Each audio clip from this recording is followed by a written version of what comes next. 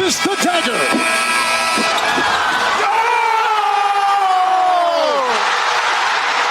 Illegal substitution, too many men on the field, Saskatchewan. Gizmo has a block and the sideline. He has not stepped out. He may go all the way. He needs one block and he'll do it easily. Promise Mess I wouldn't do this. McDavid stops up. What a move. Shoots. Scores!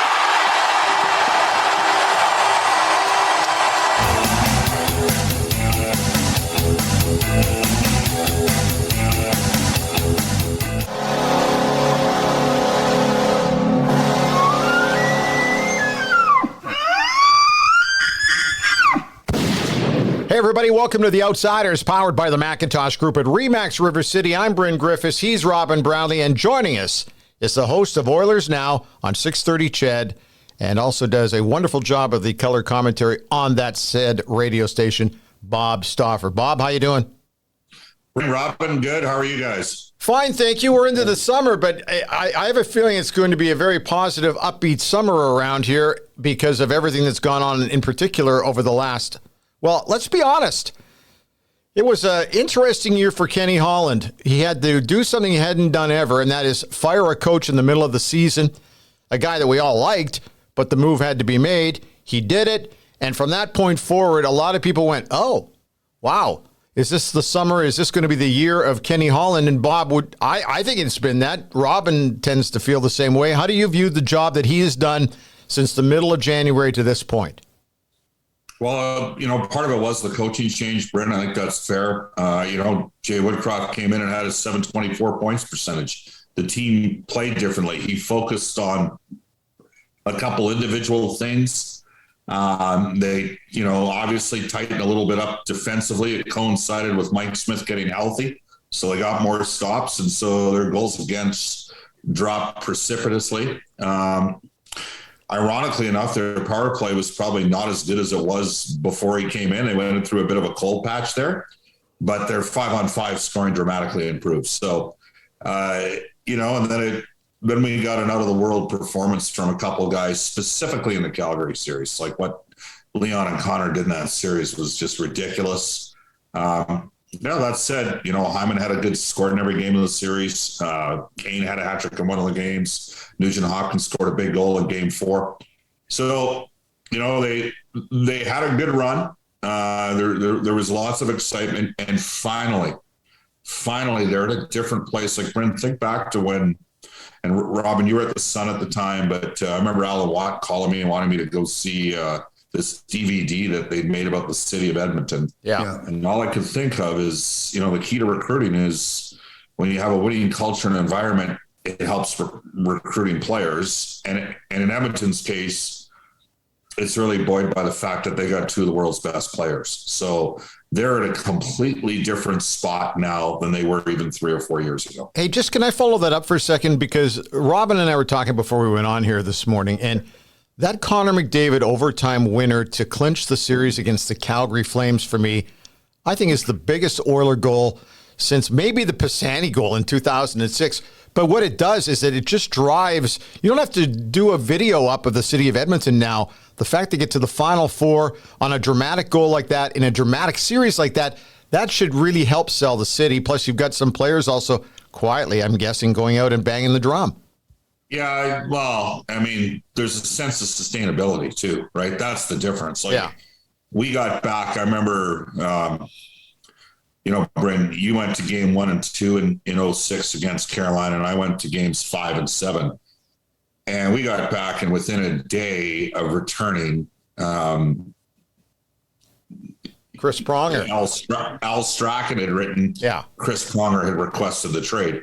I had ignored those emails that started creeping in late March that were coming into the then, 1260 studios. I'd get one every 3 weeks saying, Chris, I'm telling you right now, Chris Pronger. And it really started a bit of an exodus there. And it just simply was, what happened in 2006 was not sustainable carrying forward. Whereas what's happening right now is sustainable. They've got McDavid, Draisaitl, Nugent Hopkins, Hyman, Nurse, and now Evander Kane signed long-term. They've got another wave of players coming, Bouchard and McLeod and Yamamoto. We'll get to Puljujärvi a little later.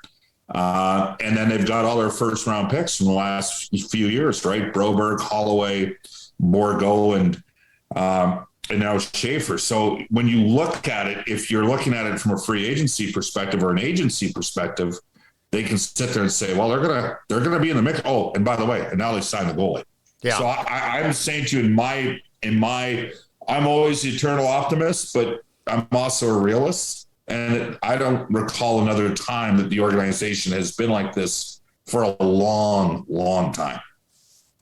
Well, the nice thing, Bob, about getting as far as the Oilers did this year, I mean, one step short of going all the way to the Cup final like they did in 2006, it makes for a short summer. And I tell you what, I'm not on the beat anymore, but for guys like you, there's been too many long summers where you got to stretch out the holidays and you got to stretch out the news because you're one and done or you're none and done, and you're mid-April, you're going, okay, what now?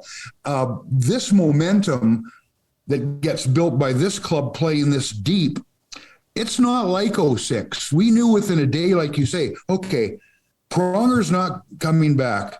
Mike Pekka quietly had made it known that he was not going to be an Edmonton guy the following season. Sergei Samsonov, it was pretty clear when that team skated off the ice and that dressing room was dead quiet after the loss to Carolina. This was going to be a one and done thing. It's not a one and done thing with this club, is it?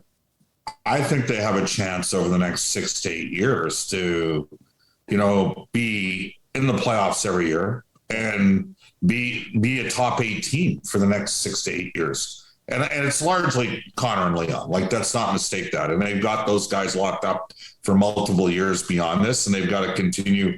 But the other part of it, it's funny, right? I'm not an ageist. I have a lot of time, as you guys both know, for finding various mechanisms to win. Analytics is a tool. Video is a tool. There's different ways to pro scout now, I think, than in the past. Amateur scouting. But when I say I'm not an ageist, I think of when Ken Holland was hired, and there were people writing that, why would they hire a guy that old? He's lost his fastball in Detroit. They don't know what the owner was telling him in Detroit, right? They have no idea what his marching orders were, right? And all I can tell you is the guy's been here 3 years. He'd tell you there's been mistakes made along the way, but they're sitting at a .620 winning percentage or points percentage with him as GM. And now they're tracking to where, and they've done this all the while retaining first round picks every year, which for me is important because I think you really ultimately build your organization through first round draft choices and then developing those players. So I think they're in a good spot. I really do. And now, maybe, and they finally got their goaltender, Jack Campbell. And that said, guys, 923, 915 last 2 years with Mike Smith. He played pretty well when healthy. So I think they're in a good place. There's still some work to be done, and they got to continue to grow their organization.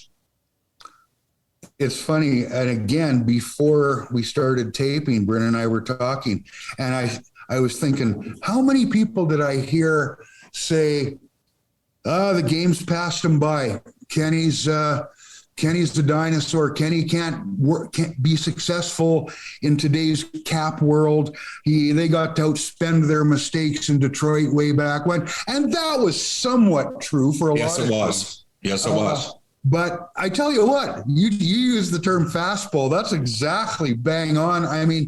Ken Holland, if he's got the wherewithal to do something, it's not like he forgot how to be a GM. And when I look at what he's done, even since the season ended, I shake my head at, tell me how they got Evander Kane back. Tell me how they people knew Jack Campbell was. What he's done since then, he's not sitting back. He's looking down the road already. He's not happy with what's happened so far.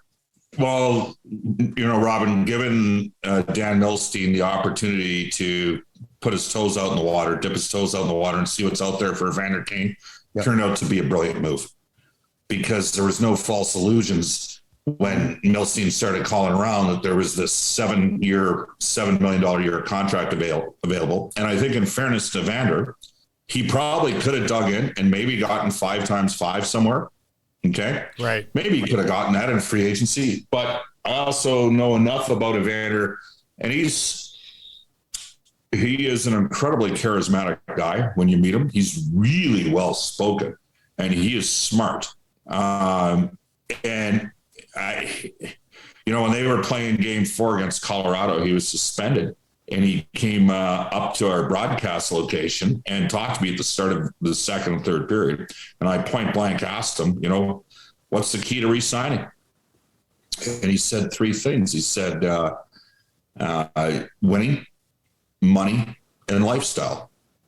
And he goes, and you have a chance to win here, and that trumps the other 2. Right. So that I think for a lot of the fans, the negotiation with Kane was the one that I think had people a little bit. I think people really liked what they saw of it. Let's face it, the guy was on pace for a 45-goal season. Like, he was pretty good here. Yes. And he has a dimension. He changes the makeup of their top 6.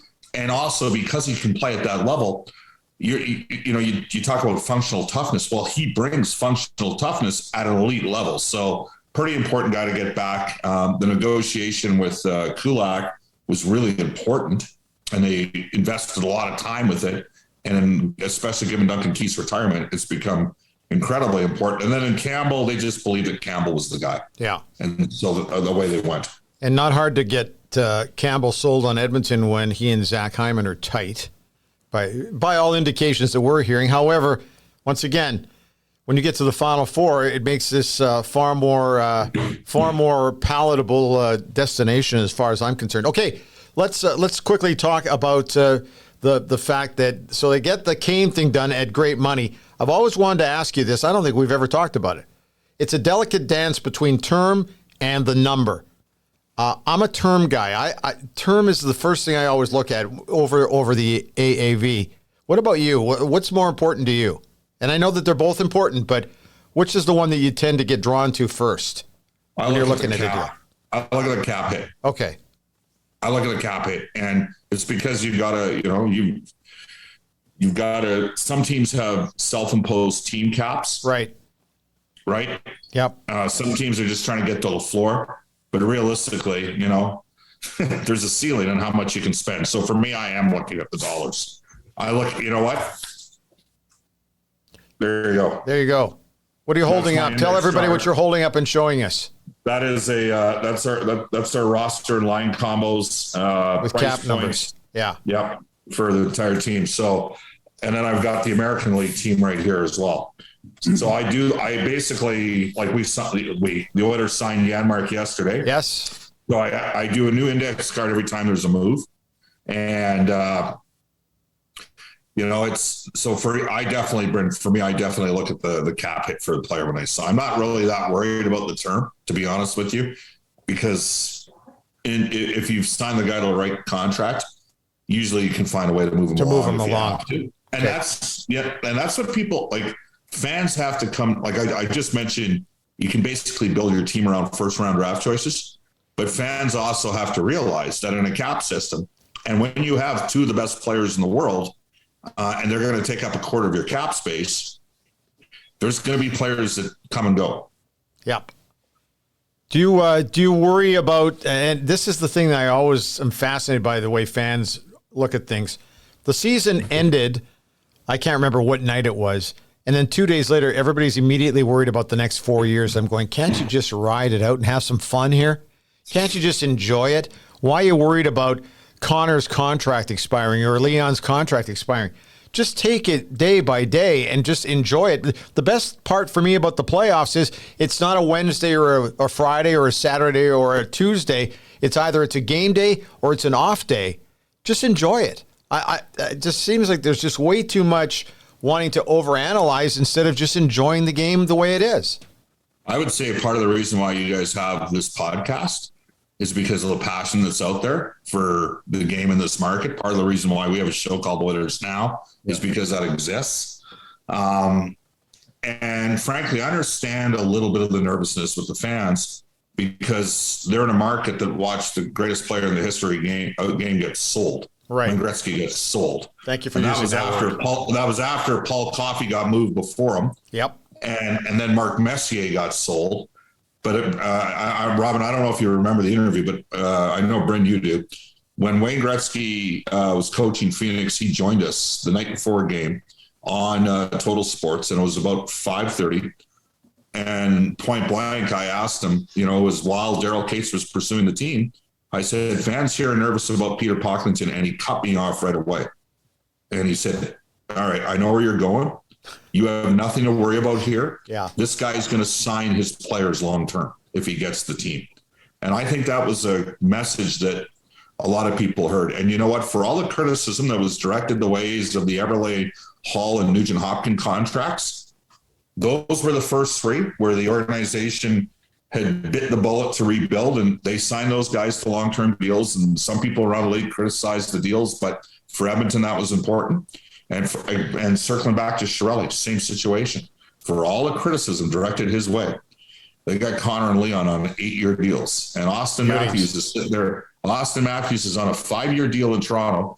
And the only good news for fans in Toronto is Arizona is, I don't even know how you describe that right now. Like they got like 4 second-round draft choices in the 2025 draft. Those guys aren't even playing until 2030. Right. Like the concern of losing Matthews to Arizona isn't there, but he's on a 5-year term. So, I get a little bit of the nervousness around it, but the reality is that over the last 15 years, the organization has signed their players to the good players to max length terms. And that, all of us remember whether it was going back to Glenn Sather and free agency would come, and it was like hand palms in the air, like we can't do anything. We're not in the market. We can't afford to do anything. It was wonderful that the Edmonton Investors Group and going back kept the team in Edmonton. But the difference that you can see now with the real money behind the team, having, I think, the 2 best value contracts in the league in McDavid and Draisaitl, and being able to go out and do some of the things you've done. This fan base has been like, it was a parade out of town for 2 decades. Anybody that was any good was gone. And you were trading down. You were trading one guy for 3 guys because the 3 guys only added up to the contract of the one guy. You don't win that way. This team has a chance to win now. And I think fans are fully involved in it. They're looking ahead, not going, oh, geez, what's going to happen next? Do you see it the same way? Well, I think the entire hockey marketplace has changed, Robin. Like, think back to, when the Oilers traded Bill Guerin and Doug Weight, and I think I have that right in sequence, okay? Yep. They couldn't sign those guys to those $9 million deals in the next contracts, right? Well, at that time, the Edmonton Oilers were getting $3 million a year of the Canadian Assistance Program, CAP, and they actually had some of the Hawks amongst NHL owners. I've had this conversation with Cal Nichols. Like, it was communicated to them, you'll never outbid us in any high-profile free agents because we're helping you guys in Canada. Yep. And since the 04-05 lockout, the Oilers, with the exception, I think, of the last year at Rexall Place, which was 15-16, which coincided with a significant dip in the Canadian dollar. That was the year it got down to 63 cents American. I mean, for many of the years, Edmonton's been a revenue, like one of the top.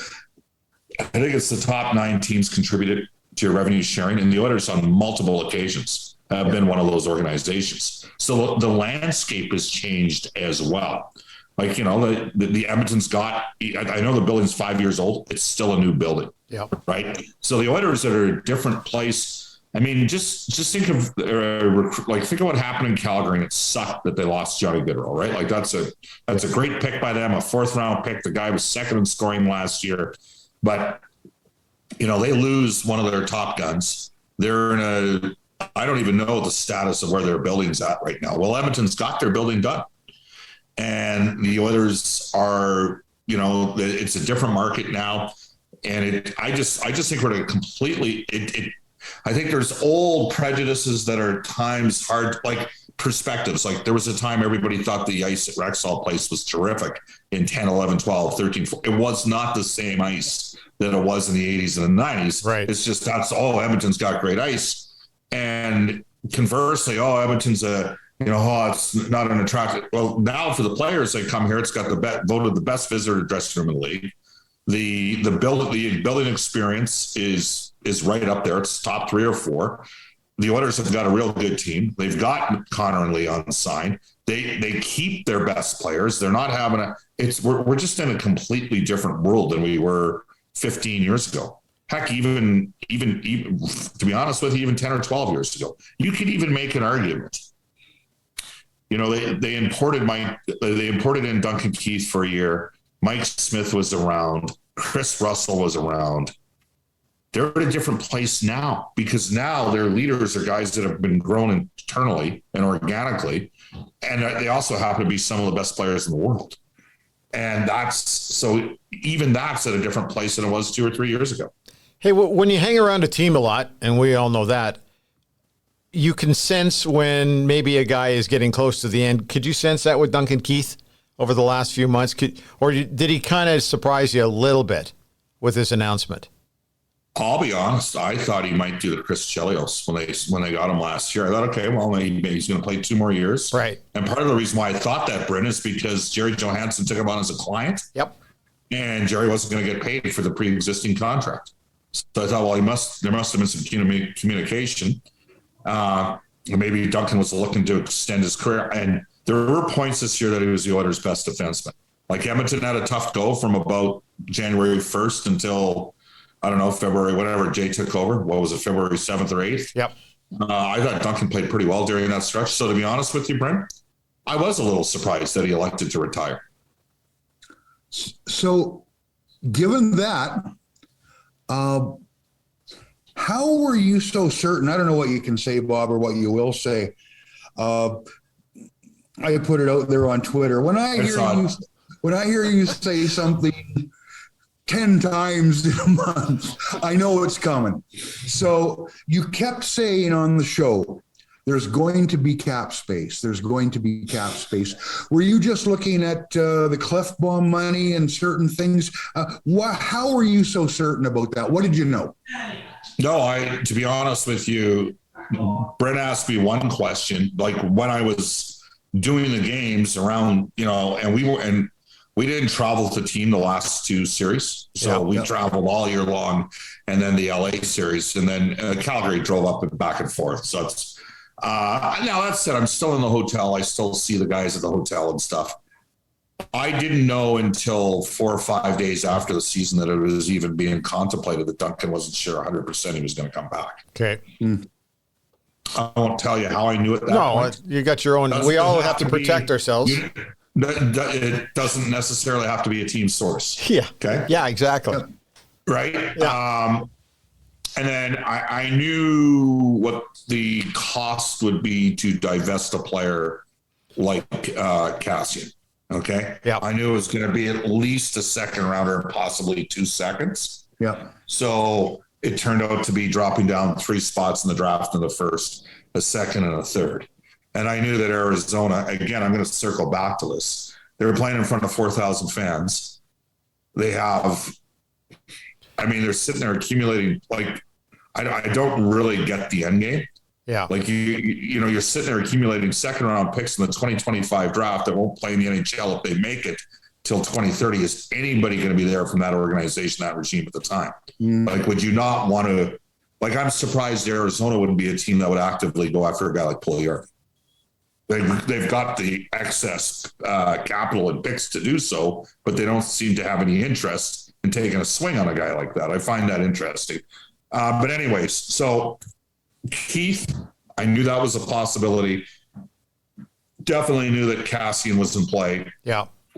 Wasn't sure. I think what happened is there was probably markets on some guys 8 to 10 days out before the draft, until the draft.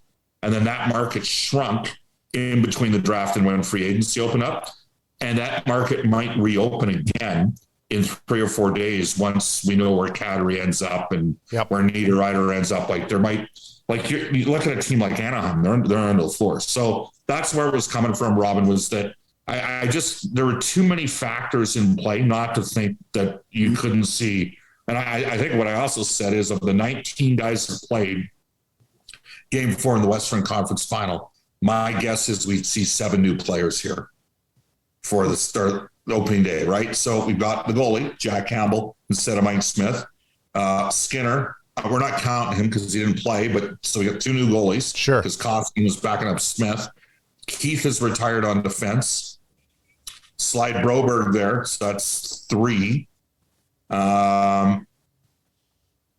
Think they'll get to 7?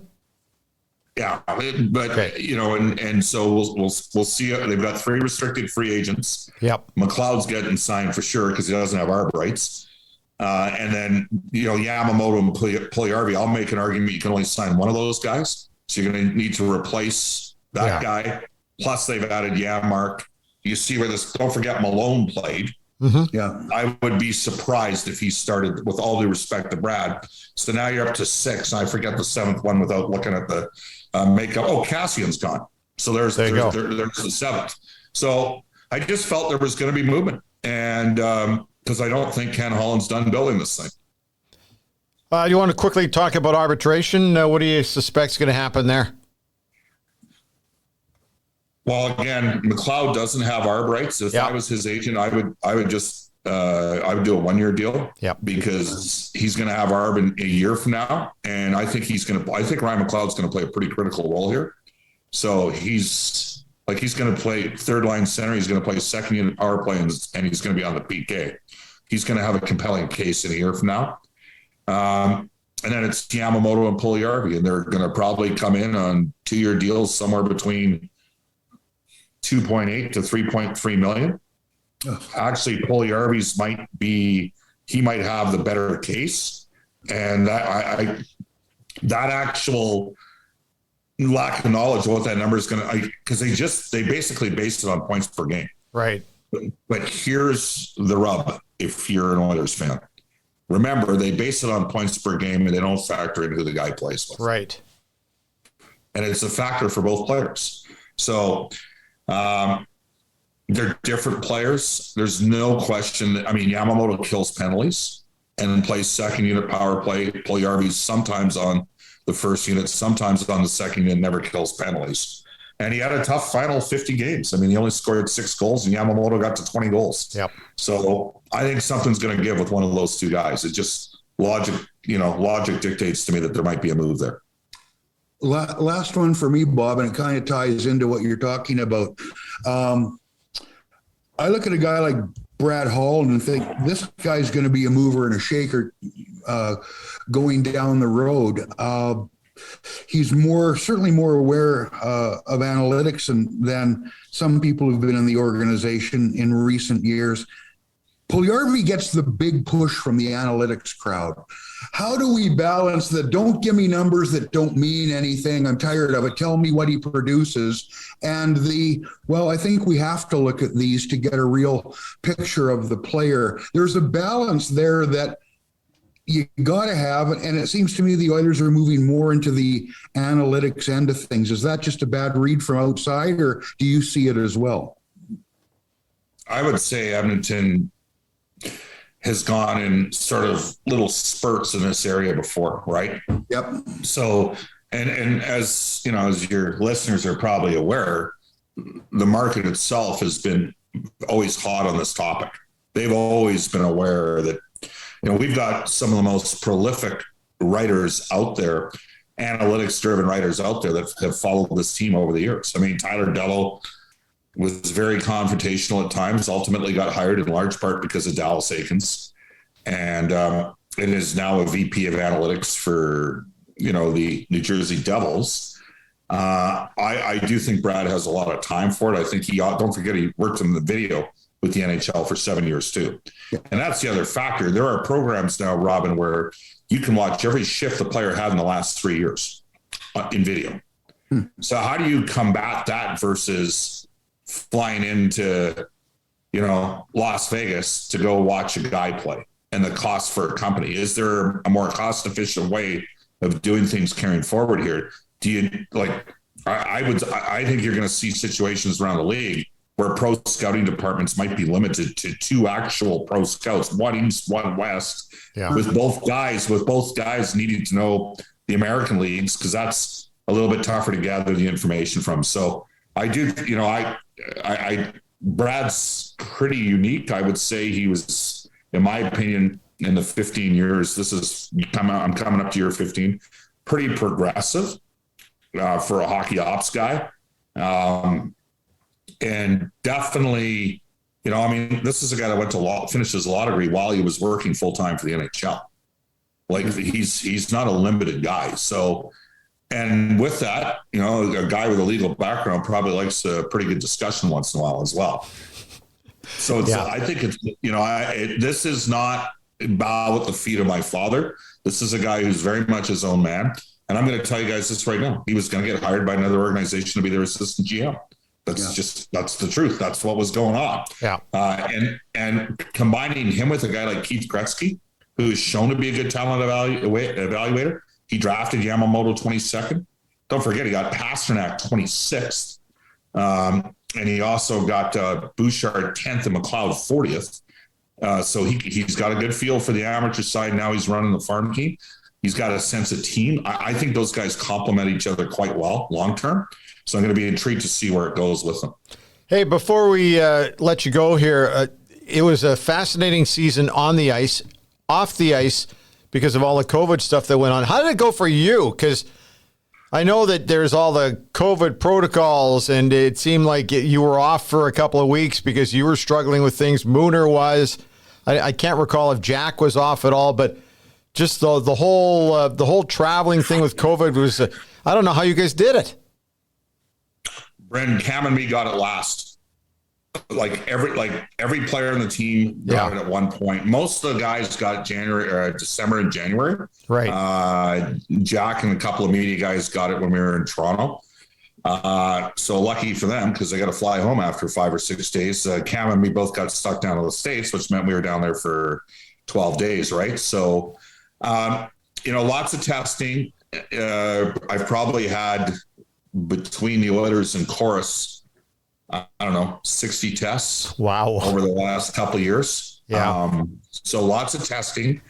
Only got it once. I was sick for a day. That was it. Now I get, and you both know this. I mean, when you try, I get head colds when we go to like Florida. I always get a head cold in Florida. It's going to happen. AC. It's complete. You fly there in late February, early March. That's when we went there. It's a complete contrast weather-wise to cold and dry Edmonton, right? It's, the humidity gets me every time when we go down there.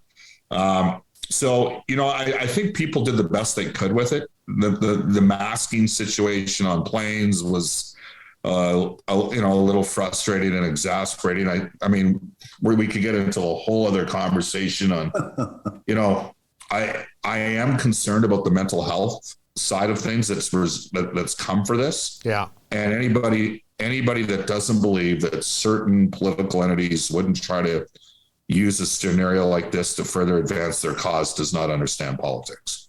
Because that's kind of how it works, right? So, I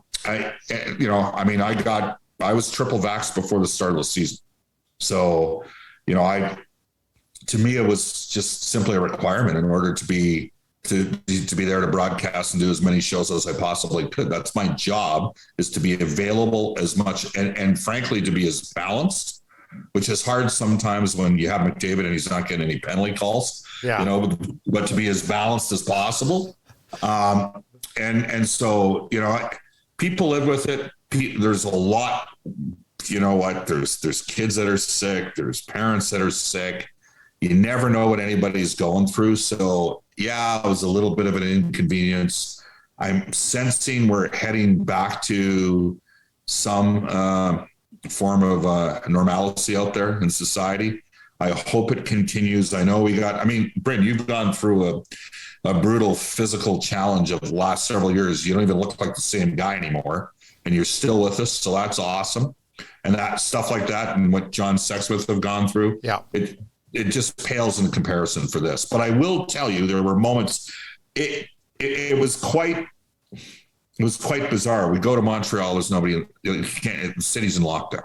Right. You go to Toronto, and McDavid got COVID in Toronto with Barry and Derek Ryan, and the team was really taking on water at that. And they played pretty well in Toronto, lost 4-2.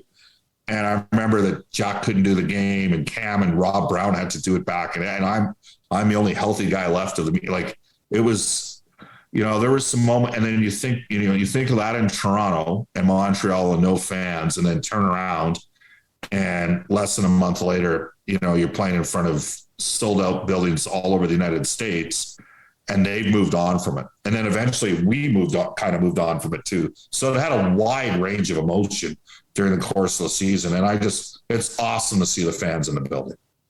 Incredible. Where are you going to holiday? Well, what's up? Are you going to take any break at all? Because I know you're a workaholic, Bob. You are a workaholic. I know that. So what are you going to do? I'm going to take 2 weeks off total. We're going to BC. Slacker. 2 weeks. Yeah. Harsh. How about 100 out of 101 weeks of Oilers now? Yeah. Between the start of the 1920 season until the conclusion of the 2021 season. I took 1 week off. I took 1 week off out of 101 weeks. So basically 2 years. And I took 1 week. And now what's happened is, like all organizations are having stuff like what you guys are doing now, Brendan. This is going to be the way of the future. Like this is, we could have a whole other conversation on what's the long term for radio, right? Or TV. And I think, monitor that in the future too for the Edmonton Oilers, because the Oilers are a property, and it's a property that people care about. And so, but no, it'll be fun. I'm basically given this week to see if maybe there's one or two more moves, and then shutting her down for a couple of weeks. Kind of shutting her down. One last thing. I love it, Bob. You're 15 years deep now, and you were in the business a lot longer than that. It's Bob Stauffer from the water slide at Disney World reporting. You just never lost that desire. In fact, you go as hard now as you did when you were working your way up to air quote things. I tell you what, I wish I had that drive, because it seems like your first day on the job every time I turn to 630 Ched. It's amazing to me. Well, you got to have energy, and you got to love doing what you're doing. Brent helped me. Robin, he did. You helped me a bit on writing the columns for the Edmonton Sun at the time. Did a little ghost editing for me. And lots of people helped along the way. But saying that, I'd say work as long as you can. I think of we got a guy in that building like Brian Hall's still there. He's got to be 88 or 89 years of age. I don't know how long. I wonder. Let's put it this way. I think pretty comfortably I could host a show into my 70s. Like, I don't think that I always wanted to do it. Bryn, you knew that when we went way back. Like. And what's happened here is the medium has shifted a bit, right? Like, it used to be everybody wanted to be the play-by-play guy, right? But now, part of it's the discussion around the game and that sort of stuff. And so I've kind of, let's put it this way, Robin, I knew I was going to be successful with Total Sports. Yeah, I did. I never questioned for a second. And it wasn't arrogance or overconfidence. It was just a belief. And then, you got to be able to sell a bit. And I never went for the kill in a sales call on the first couple times.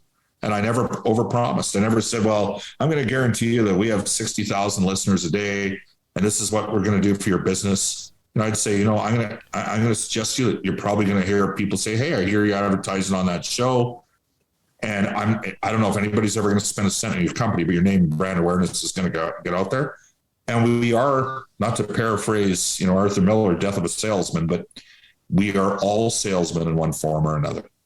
We're all, right. That's kind of how it works, is you gotta sell yourself a little bit. So I'm going to keep grinding, Robin. I'm never going to stop grinding. I'm never going to stop working. But I also work for a club. And make no mistake, I want to see that club win. Like there's media guys that cheer for stories, even if it puts them in positions where maybe sometimes they're unnecessarily combative. I'm honest. If a player asks me, I'll tell him. If he really wants my opinion, I'll tell him the truth. But at the end of the day, I want an organization, and I work for them. I want to see them be successful and win. And I want to see the city win. And I'll take it one step further. I want to see Edmonton win. Okay? I want to see the Elks be successful. I want to see the Oil Kings be successful. You know, I love the Golden Bears. I want to see them be successful. Yep.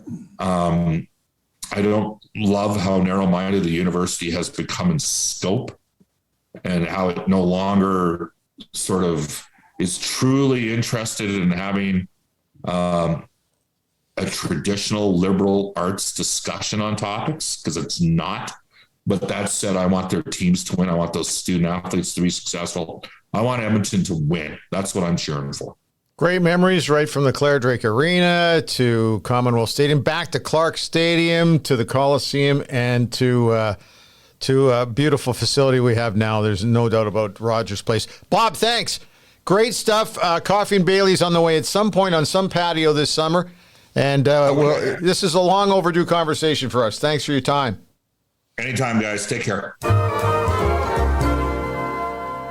Well, this is our final episode of the season, and we got to say a few things about Brent McIntosh and everybody at the McIntosh Group at RE/MAX River City.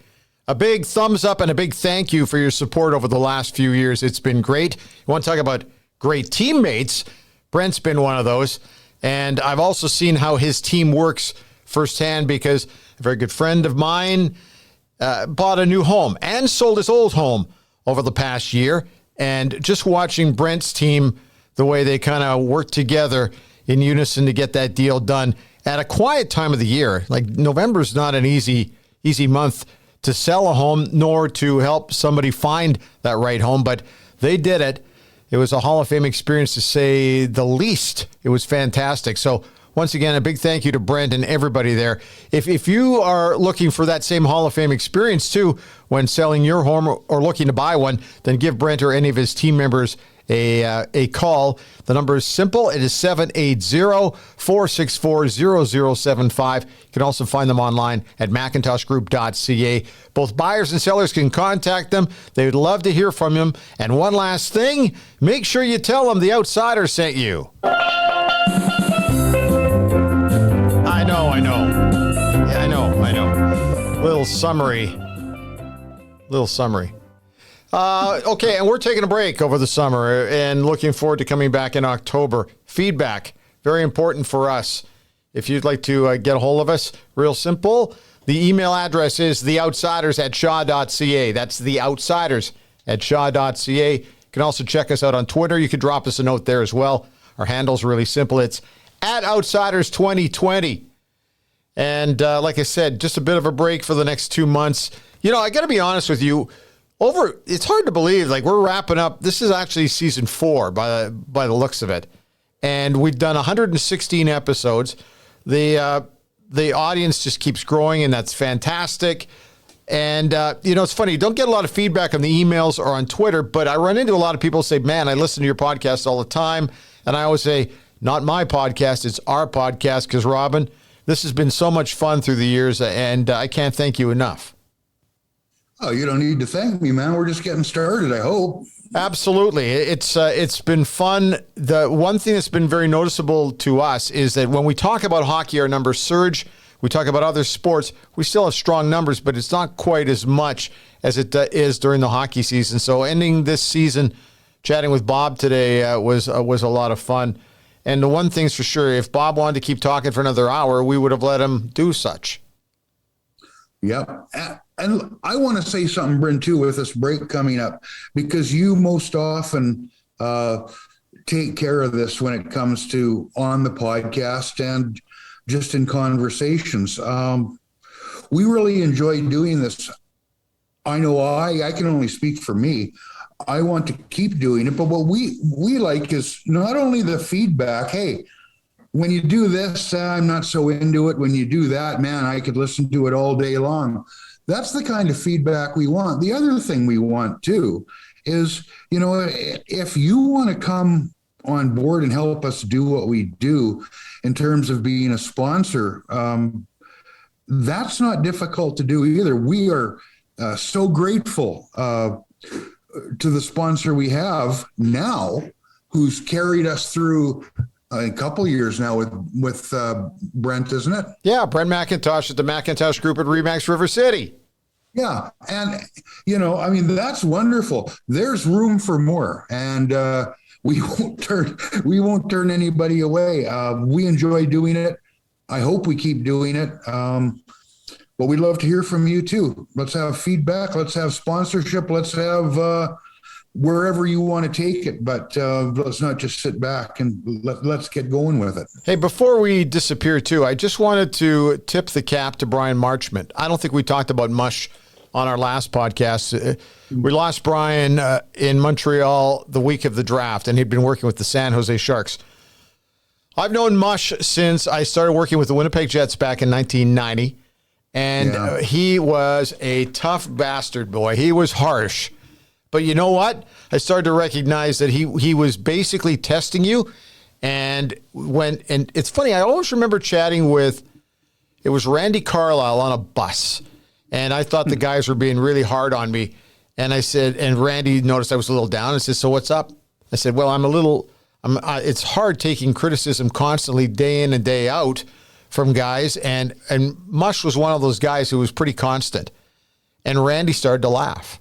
And he said to me, he says, you know why they're riding you? Because they like you. If they don't talk to you, they hate you. So he says, just let it go in one ear, out the other, absorb about 15 to 20% of it, and just keep doing the great job that you're doing. But Mush, I got to know in Winnipeg. And then the next thing you know, when I'm working for the Oilers, he's right back there with the Oilers as a player. And same thing, had that real sarcasm. He was never afraid to speak his mind, but I always felt that if I was ever in trouble, he'd be the first guy over the boards to help me. He'd be one of those guys that would always be right there. He always had your back, but he always tested you a little bit. And I was so saddened to hear that he passed away. And I just wanted to say that because, like I said, you and I, we get a chance to meet great people, not only in the hockey game, but in sports. And one of the things that I've always loved is somebody, I can't remember who the LA Kings were playing the one year. It might have been it was the Rangers. And somebody said, so who would you be cheering for? Well, when you're a broadcaster or you're a writer, you don't really cheer for teams, but you cheer for great guys. That's how I always felt, because we meet a lot of great people in the world of sports. So I kind of was cheering for the LA Kings because Jared Stahl always treated me really well. Matt Green was fantastic, so I was happy for those guys. I didn't really cheer for the jerseys. I always cheered for the guys in the jerseys. So we have these opportunities once in a while to meet fantastic people. Sadly, we lose people like Brian Marchment. But, man, the stories, as I sat back and tried to absorb it a little bit, all I could think of was I could think of a couple of bad ones where I went, oh, I remember he was roasting me for that. And then all of a sudden I started laughing. Because you have great times with great people, and we always got to remember them for that. So, Mush, I miss you, man. Well, anyway, I'm with you, Bryn. I remember Mush before anybody knew who the heck this artist was, in the Oiler dressing room, tapping his toes to Any Man of Mine by Shania Twain. And it's like, who is this new artist? He loved it. I remember him straight-facing you all the time. In other words, he was a little bit old school, and you would think he was serious, at least for a while, and then you'd realize he was having you on. And also, he was one of the guys who would commonly maybe give you a little hack across the calf as you were standing outside the dressing room. And, the other thing was this. Mush, that's another knee you've claimed. What the hell, man? And it's like, it's hockey. It's not volleyball. And, we're a kinder, gentler society now than the one that Brian Marchment came up in as a hockey player. And if it came to hitting or it came to having to fight because of some of those hits, he did.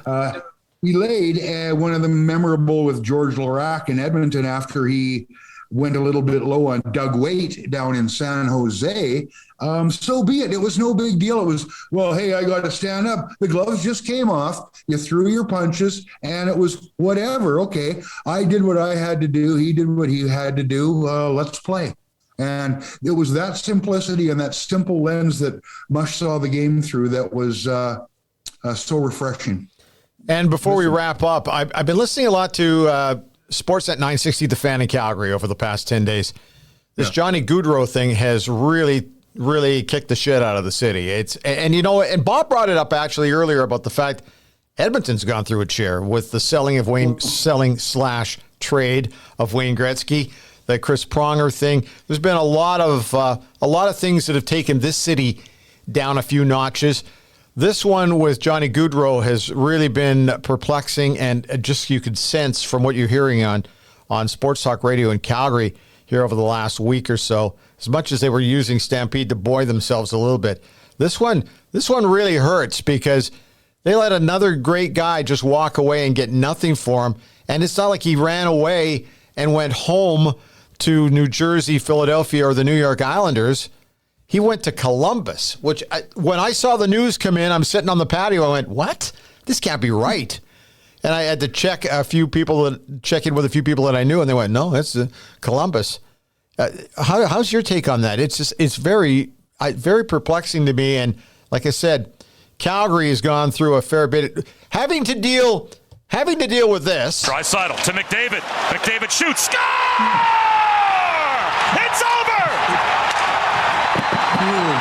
The Oilers move on! Somehow, weren't you? You just No, but it's just, you know what? And we've seen it here in those battles of Alberta a long, long time ago, where if you lost to that team, you had to go through that summer with that agony, and they're going to go through that anyway this year, losing out on that goal, and then they have this hat. I mean, I'm not saying that you got to feel sorry for folks in Calgary, but I don't know who they're going to go out and sign, but man, oh man, they took a shit kicking here in the last 10 days. You know what? And I maybe see it a bit different, or maybe not so different. Johnny Gaudreau doesn't know the Calgary Flames. No. SFA. Yeah, absolutely. Let's make that clear. He earned the right to go where he wants to go for whatever the reasons may be. And, Eric Francis down there is of the mind, and Eric's been at the game a long time as a writer and now as a broadcaster. Well, Johnny Gaudreau owes the Flames and the city of Calgary, I don't know how he phrased it, more than this. No, he doesn't. The team doesn't owe the player an explanation. When they stroke your checks for however many years, they've taken care of their end of the deal. When the player goes out and plays and puts up the kind of seasons Johnny Gaudreau has, he's taken care of his end of the deal. When under the CBA, you have a right to look around, you don't need to give any reasons. You don't need to justify why you're doing it. Do you look at it from the outside? Yeah, I'm a bit like you. I'm going, okay, I guess it's his call, but that's the game, man. That's part of the deal. You can be traded. You can be cut. Hey, you think every player wants to end up where he ends up via a trade? He can't say, no, I'm not going to do that. Well, I guess he can, but then the paychecks stop altogether. So, it's a surprise. Will it be a crap summer down in Calgary because of it? Between that and the losing to the Oilers, yeah, I imagine it will be, but we've had a few of those there. C'est la vie. That's the game. Exactly. It's been an interesting season right from the start, right to the middle. Spec, can I talk to you for a second? It's been fun. Robin, thanks for your time. Enjoy your summer, will you? And we will return in October. That's the plan. Once again, your feedback, any kind of support you've got, also very, very helpful. So thanks, everybody. Robin, make sure that you vacuum the rug. I noticed it was getting a little the debris on the rug at the Lucky Sam studio in Southwest Edmonton. It was. That's what the word is. The word is it needs a bit of a cleanup. I know that I was cleaning this place up here too. I'm at the Road 55 studio in downtown Edmonton. It's always fun to be downtown, and it's nice to be so close to the arena too. So, Robin, thanks. We'll talk to you later. All right. We sure will. All right, sunscreen. Make sure you put on that sunscreen.